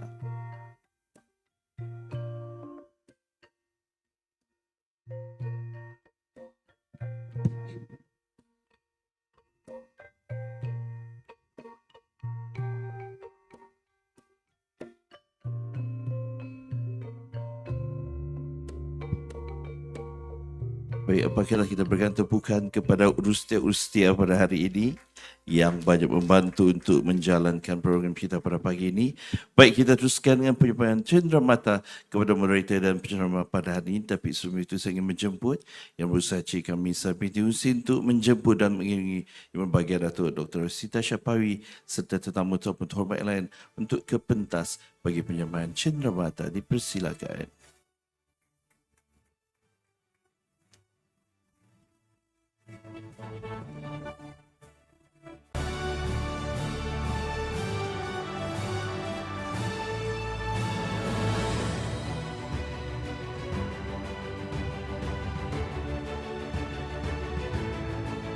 Baik, dan ini sekali lagi dipersilakan Miss Erin Omar dari pengarah dan penasihat strategi korporat. Kita berikan tepukan sekali lagi kerana sudi hadir pada hari ini untuk memberikan perkongsian mengenai building the active capacity in times of change for future ready university leaders. Terima kasih Miss Erin. Kita juga berikan sedikit cenderamata juga kepada moderator kita. Dipersilakan Puan Molly. Kita berikan tepukan kepada Puan Molly kerana memberikan menjadi moderator kita yang terbaik pada pagi ini. Sekali lagi kita berikan tepukan.